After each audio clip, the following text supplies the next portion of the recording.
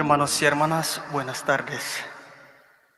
Me llamo Robertus Cardi, tengo 33 años, vengo de Indonesia, soy misionero javeriano y desde hace 2 años estoy en España como misionero. Antes de nada, quería decir que Indonesia es un país enorme, ubicado entre el sudeste asiático y Oceanía. La República de Indonesia comprende alrededor de 17.000 islas y posee alrededor de unos 268 millones de habitantes, por lo cual es el cuarto país más poblado del mundo. Además, es el país con más musulmanes del mundo. Sin embargo, no es un país confesional. Se adhiere a un sistema del gobierno democrático. La Constitución nos garantiza la libertad de religión, pero el gobierno de la Indonesia reconoce oficialmente solo 6 religiones, que son el Islam, el cristianismo en su doble vertiente, el catolicismo, el protestantismo, el hinduismo, el budismo y el confucianismo. Aproximadamente el 87% de los indonesios son musulmanes y los católicos son tan solo alrededor de 3%. Los católicos nos encontramos diseminados por todo el país.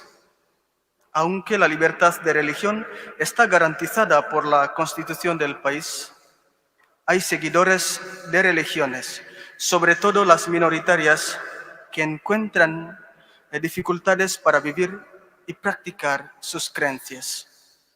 Muchos católicos también lo siguen experimentando, pero depende todo de dónde se encuentran. Aquellos que viven en las regiones donde el cristianismo es fuerte o donde hay una gran tolerancia entre las comunidades religiosas, prácticamente no tienen dificultades para vivir su fe. Por ejemplo, en Timor y en Flores, de donde yo vengo. Pero en otros lugares, como en la provincia de Aceh, en Sumatra Occidental y en varias provincias de la isla de Java, donde están presentes los grupos radicales o intolerantes, que generalmente son grupos musulmanes, allí los cristianos experimentan dificultades para vivir su fe en libertad. Por ejemplo, en la provincia de Sumatra Occidental, en 2018, ocasionalmente hubo un gran musulmán radical que prohibió a los cristianos celebrar la Navidad. Entonces, si la Iglesia es vista como proselitista, como ocurre con muchas iglesias evangélicas, sufrirá la presión de estos grupos.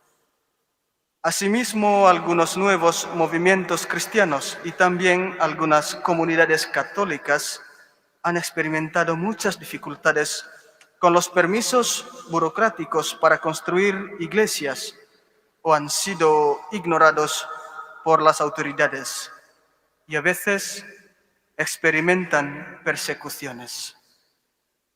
Varias veces hemos sufrido ataques de terroristas en algunas iglesias. Por ejemplo, el 13 de mayo de 2018 hubo atentados terroristas en 3 iglesias, 2 protestantes y una iglesia católica en la ciudad de Surabaya, y resultaron varios muertos y heridos.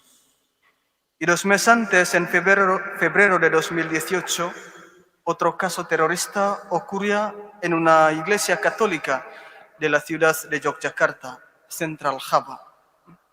Un sacerdote fue atacado y herido a golpes de machete durante la misa que estaba celebrando. Un hombre, uno de los extremistas, armado con un machete, ingresó al atrio de la iglesia por la puerta principal, gritando algunos eslóganes integralistas. Además del sacerdote, algunos fieles que estaban paradas frente a la fachada de la iglesia fueron atacados y heridos también. Sin embargo, el objetivo de los ataques no eran solo los cristianos, ya que también hubo varios atentados en otros lugares públicos y muy frecuentados como supermercados, hoteles, lugares turísticos, etc. Es decir, las motivaciones de los ataques son variados. Hay motivos políticos contra la ideología del país, motivos económicos y motivos religiosos. Otro aspecto que quería subrayar es que en Indonesia la conversión religiosa no está prohibida. Son muchos aquellos que a través de búsquedas personales o testimonios de amigos han decidido convertirse. Algunos se han convertido al catolicismo, como sucedió con varios de mis hermanos javerianos que provienen de familias musulmanas. Sin embargo, la conversión religiosa no siempre es un asunto fácil ni sencillo, especialmente para aquellos que provienen de familias cerradas, que les cuesta aceptar la diversidad.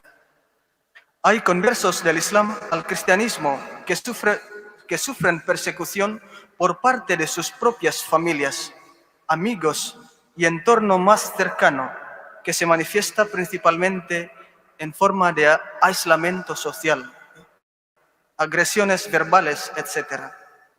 Siempre existe el riesgo de perder el amor de todos los seres queridos.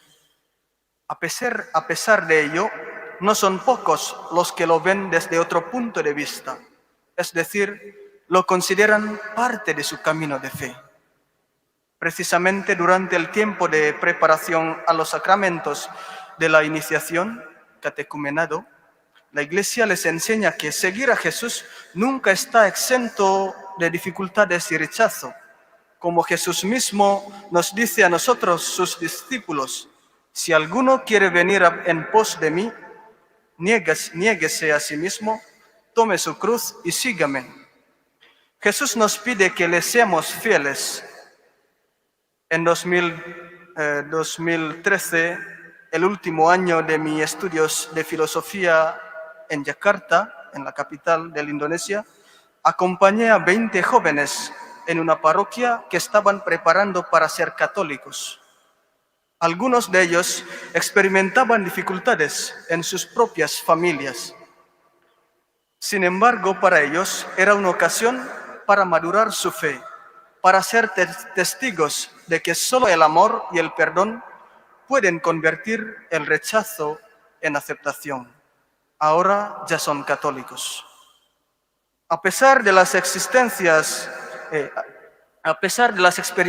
de persecuciones que varios cristianos han vivido, os preguntaréis, ¿cómo es la relación de los cristianos con los seguidores de otras religiones en Indonesia, especialmente con los musulmanes, la religión más grande? Para mí es importante subrayar que los casos de terrorismo o persecución no representan al Islam en general en mi país. Hay musulmanes abiertos con los que podemos dialogar, encontrarnos, visitarnos y trabajar juntos en las obras sociales. Pero existen también grupos radicales o intolerantes con los que nos cuesta dialogar. Son grupos pequeños. Sin embargo, la mayoría de los musulmanes en Indonesia están abiertos al diálogo interreligioso. No podemos vivir la fe católica en Indonesia sin tener la pasión por el diálogo interreligioso, porque es una manera de anunciar el amor verdadero de Dios. Con ellos podemos colaborar activamente en la construcción de un tejido social y cultural hecho de respeto, de defensa de los derechos humanos, de tolerancia y convivencia a través del diálogo interreligioso, de los encuentros, de la educación, etc. Para terminar, quería decir algo sobre la imagen de la Iglesia Católica en Indonesia. Creo que su imagen es positiva. En sus actividades pastorales, la Iglesia no practica el proselitismo, Los católicos indonesios, como parte de sus obras pastorales, buscamos siempre crear la amistad o buenas relaciones con los creyentes de otras religiones, viviendo el diálogo interreligioso en la vida cotidiana, que es una de las maneras de vivir nuestra fe. Como he dicho antes, el diálogo interreligioso no es solo un encuentro con los musulmanes o de otras religiones, pero es una manera de anunciar el amor de Dios. Además, la acción profética de la Iglesia Católica se hace presente también en su actitud crítica hacia la situación política, que a veces no favorece a los que son más débiles y más vulnerables. Se esfuerza también activamente en la protección del medio ambiente, por ejemplo, denunciando la explotación ambiental producida por la minería. Aunque nosotros los católicos somos una minoría, la voz profética de la Iglesia resuene en todo el país en favor del bien común. Que el Señor nos acompañe y bendiga en mi país, Indonesia.